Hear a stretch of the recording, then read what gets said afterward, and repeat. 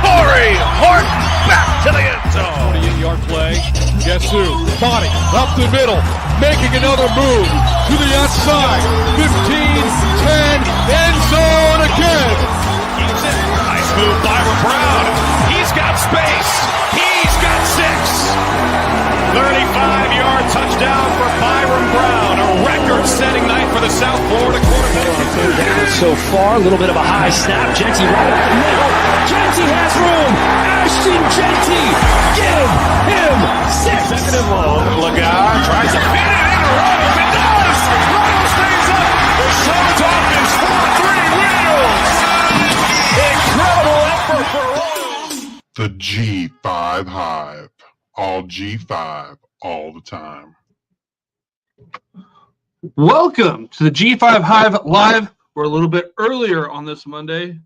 Christmas vacation. Got some stuff that popped up in the evening. So we're moving it up just a little bit. We are excited to bring you the G5 college football coverage that you love each and every week. I am Luke, and I am joined by my co-host, Justice. If you're watching us on YouTube, please hit that like and subscribe button. If you're watching us on X, please give us a follow, a like, a retweet. And if you're listening to us in podcast form, please rate and review.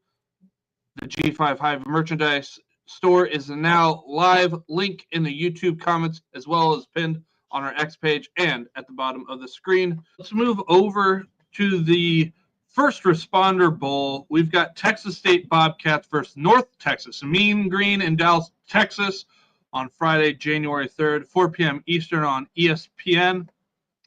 Injuries, opt-out portal news, Texas State Bobcats.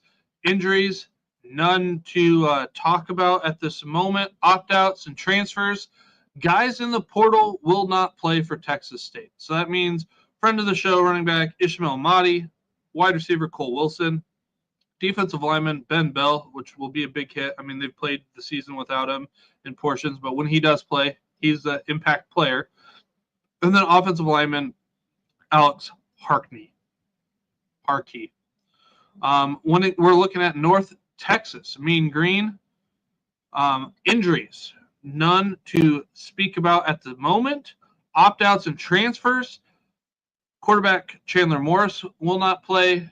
Wide receiver DT Sheffield will not play. Offensive lineman Tyler Mercer and tight end Oscar Hammond will not play in this game. Yeah, it's going to be an interesting game. And we'll see if McLeod plays. There's been some talks that he might not get a full complement of snaps, and he might play just a little bit. He might not play at all. So that will be something interesting to watch. Well, that's a good segue. So the Texas State Bobcats to know when they're on offense, quarterback Jordan McLeod. It's been reported that he's going to play, but he's probably not going to play the whole game. Jordan McLeod was the 2023 Sun Belt Player of the Year, transferred to Texas State. He's been injured off and on. Hasn't had the season I think many had envisioned. I think he has professional hopes. So I think the word is he's going to play in this game to some degree to try to kind of show off his talents. When McLeod comes out, it's going to be freshman Brad Roberts. Brad Roberts is a much more prolific runner than McLeod. Not nearly as good of a passer as McLeod. So the offense is probably going to look very different depending on who's at quarterback, right? If McLeod's in there, you're going to see a lot more passing the ball. Whereas if Brad Roberts is in there, he's going to be looking to run the ball a bit more. They do lose Ishmael Mahdi, which I think takes away some of the explosiveness from this rushing attack. But they've been a committee all year.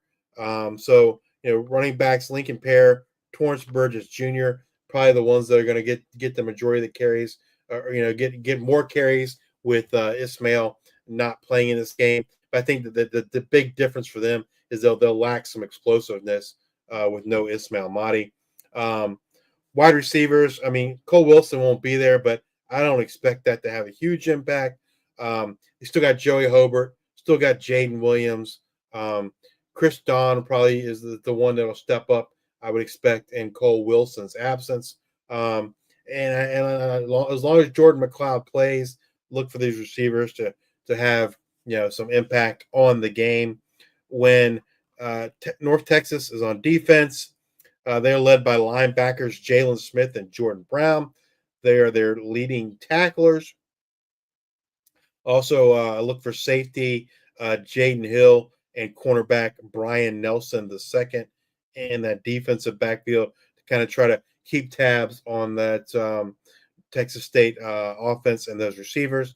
And if you're looking for the guys that are going to cause the havoc up front for North Texas, that's defensive tackle Roderick Brown and defensive end Braylon Charles. Those are the guys getting pressure on the opposing offense.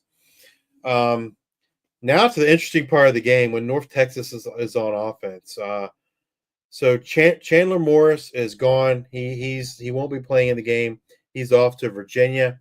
And so quarterback Drew Mestemaker is going to get the start.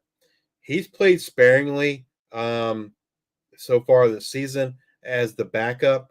The other interesting thing is he's still listed on the depth chart, but quarterback Cash McCullum, who was listed second on the depth chart, also recently entered the portal. My assumption is he'll be there as the backup, but maybe that's changed. I don't know. So it's going to be interesting to see what Drew Mestemaker can do in this offense. Like I said, he's played very sparingly so far this season. Chandler Morris, was able to keep this offense going with his arm. It'll be interesting to see if Mestemaker can kind of do the same thing, given his limited experience. Running back Shane Porter had a huge game. I don't know. I forget who they played, but it was either the last week or the week before one of the last 2 weeks of the regular season. He had 176 yards and 3 touchdowns. So I would imagine they might rely on this running game a bit more than we are used to, given the inexperience at quarterback. At wide receiver, they do lose DT Sheffield. But I don't know that that's going to impact them too much. They still have Landon Sides. They have Damon Ward, and then electrifying true freshman Miles Coleman. So I'm excited to see Coleman get some more reps and see if he can what he can do with those reps. He's someone that we talked about last spring. He's a small guy, but he's fast. He's someone you definitely want to get the ball in his hands in space and kind of see what he can do. So just going to be really interested to see how this North Texas offense operates with a Drew Mestemaker at quarterback. When Texas State is on defense, they are led by linebacker James Neal, and then defensive backs Jordan Polk and Ryan Nolan. And if you're looking for the guys that are going to, get pressure, cause issues for Drew Mestemaker, looking at the two edges and Khalil Alexander and Jolason Landry. Those are the guys they're going to cause problems for Drew Mestemaker. So currently I believe the current spread in this game is Texas State is favored. Texas State's favored by 13.5 with an over/under of 60.5. I don't know. The over/under seems kind of high given the quarterback situation at North Texas. I don't hate the spread. I think Texas State wins this game. There is one thing I'd like to see. I'd like to see in the books, and that's how much beer is consumed in this game. Because I'm pretty sure Texas State played in this bowl game a year ago, and they drank them out of beer before halftime. I'm pretty sure that's what happened. Yep. And so hopefully the folks at the First Responder Bowl have prepared accordingly for all the beer consumption in this game. But yeah, getting back to the game, I like Texas State in this game. I just don't know enough about Mestemaker to be excited about him in this offense, and I just don't know that they're going to be able to keep pace. Now, if Jordan McLeod only plays one series, it's probably going to be a tighter game than than a 2-touchdown spread. I think what's going to be critical is how much Jordan McLeod plays in this game. My gut says he plays at least a half, but that's just pure speculation on my part. Yeah, I'm gonna lean Texas State, and honestly, it doesn't matter how much, in my opinion, McLeod plays or not. Brad Roberts will be fine to lead this team. It'll almost be like if you've never. It's almost like watching a service academy type thing.